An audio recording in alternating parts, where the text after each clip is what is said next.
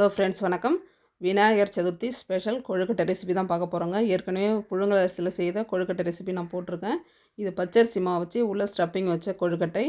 இது மேலே இருக்கிறது ஃபுல்லாகவே சாதம் தாங்க. ஆனால் கொழுக்கட்டை தொடும்போதே நம்மளுக்கு சாஃப்டாக அவ்வளோதான் இருக்கும். இப்போ நம்ம வெறும் மாவில் எடுக்கக்கூடிய கொழுக்கட்டைக்கும் இந்த சாதத்தில் நம்ம ரெடி பண்ணியிருக்கோம் இல்லைங்க, இந்த கொழுக்கட்டை எடுக்கும்போது மேலே நம்மளுக்கு நல்லா சாஃப்டாக அப்படி பூ மாதிரி இருக்கும். இது செய்முறை பார்க்கலாங்க. நம்ம வீட்டில் மிஷினில் போய்ட்டு அரைச்சி அரிசி மாவு எப்பவுமே ஸ்டோர் பண்ணி வச்சுருப்போம் இடியாப்பத்துக்கு. அந்த மாவை எடுத்துக்கலாம். 1/2 கிலோ அளவுக்கு எடுத்துருக்கேன். அதுக்கு தேவையான அளவுக்கு உப்பு, ஒரு 2 டேபிள் ஸ்பூன் அளவுக்கு நெய் சேர்த்து மாவை நல்லா பிசைஞ்சு எடுத்துக்கிறேன். இந்த கொழுக்கட்டை ரெசிபிக்கு கடையில் விற்கக்கூடிய அரிசி மாவும் நம்ம யூஸ் பண்ணிக்கலாங்க. வீட்டில் கூட அரிசி ஊற வச்சுட்டு மிக்சியில் அரைச்சி ஜலிச்சு நம்ம யூஸ் பண்ணோம் இல்லைங்களா, அந்த மாதிரி மாவு ரெடி பண்ணிங்கனாலும் கொழுக்கட்டை நல்லா சாஃப்டாக நல்லாவே வரும். இப்போ இந்த அரிசி மாவை பொறுத்த வரைக்கும் தண்ணி ரொம்ப கொதிக்கிற தண்ணி ஊற்றி பிசையக்கூடாதுங்க. கொஞ்சம் லைட்டான சூடு இருக்கும், இருந்தாலே போதும். பாருங்கள், நான் தண்ணி ஊற்றின உடனே கை வச்சு தான் பிசைகிறேன். அந்தளவுக்கு சூடு இருந்தாலே போதும். எப்போவுமே மிஷினில் நம்ம போய் அரைச்சிட்டு வர மாவு அதிக சூடு ஊற்றினீங்கன்னா மாவு கொழுக்கட்டை மேலே வெந்து வரும்போது ஒரு மாதிரி குழகுழப்பு தன்மையோடு இருக்கும். அதனால் வெதுப்பான தண்ணி ஊற்றி மாவை பிசைஞ்சு ரெடி பண்ணி வச்சுக்கோங்க. இப்போ தேங்காய் பூர்ணம் உள்ளே வைக்கிறதுக்கு தேங்காய் 1 கப் அளவுக்கு திருவிட்டு 2 ஸ்பூன் நெய் ஊற்றி நல்லா வதக்கி விட்டுக்கிறேங்க. வெல்லம் 1/4 கப் அளவுக்கு நான் போட்டிருக்கேன். உங்களுக்கு இனிப்பு அதிகம் தேவை அப்படின்னா நீங்கள் கூட வெல்லம் சேர்த்துக்கலாம்.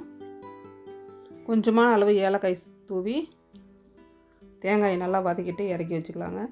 இந்த பூர்ணம் ஒரு 5 நிமிஷத்தில் நம்ம ரெடி பண்ணிடலாம். ரொம்ப ஈஸியான ஒரு பூர்ணம் இது.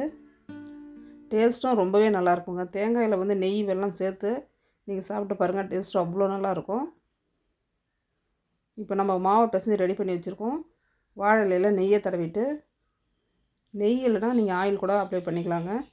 இப்போ நம்ம மாவை எடுத்து அதில் நல்லா தட்டி எடுத்துக்கலாங்க. நம்ம கையில் தட்டுறதை விட வாழை இலையில் வச்சு தட்டும் போது நம்மளுக்கு இன்னும் கொஞ்சம் ஈஸியாக நம்ம கொழுக்கட்டையை பிடிச்சிக்கலாம்.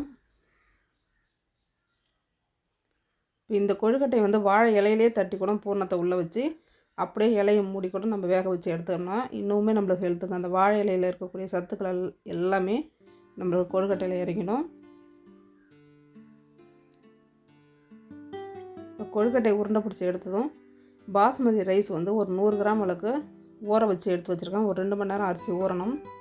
ஊறின அரிசியை தண்ணி வடிகட்டிட்டு அந்த அரிசியில் அந்த மாவு ஃபுல்லாக நம்ம அப்படியே உருண்டை பண்ணி எடுத்தோம் அப்படின்னா அரிசி ஃபுல்லாக அந்த மாவில் ஒட்டிடுங்க. அதை அப்படியே எடுத்து வச்சுக்கலாம். இதே மாதிரி எல்லா கொழுக்கட்டையும் நான் ரெடி பண்ணிக்கிறேன்.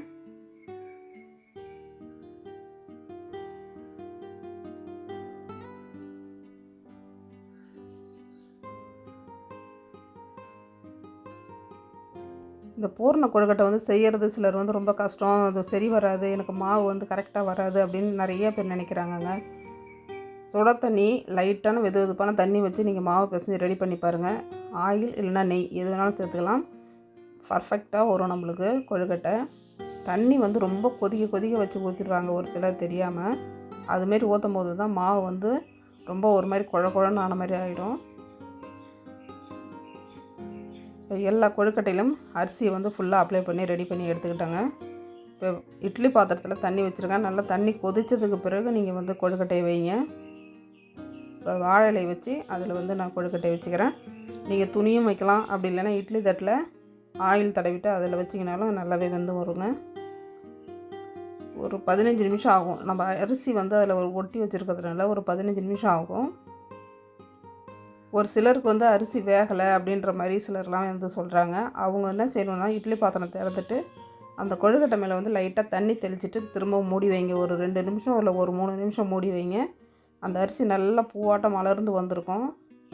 எடுக்கும்போதே நம்மளுக்கு கையில் அப்படியே சாஃப்டாக இருக்குங்க அந்த கொழுக்கட்டை. இப்போ வித்தியாசமான ஒரு ஸ்டைலில் ஸ்டப்பிங் கொழுக்கட்டை ரெடி ஆகிடுச்சிங்க. உள்ளே வச்சுருக்க பூர்ணத்தோடு சாப்பிடும்போது டேஸ்ட் அவ்வளோ நல்லா இருந்துச்சு. உங்களுக்கும் இந்த வீடியோ பிடிச்சிருக்குன்னு நினைக்கிறேன். பிடிச்சிருந்ததுன்னா லைக் பண்ணுங்கள், ஷேர் பண்ணுங்கள், சப்ஸ்கிரைப் பண்ணுங்கள். என்னோடய சேனலை தொடர்ந்து பாருங்கள். சின்ன பிள்ளைங்களுக்கு இந்தமாரி செய்து கொடுங்க. சில பசங்க இது கொரோனா கொழுக்கட்டைன்னு சொல்லுவாங்க.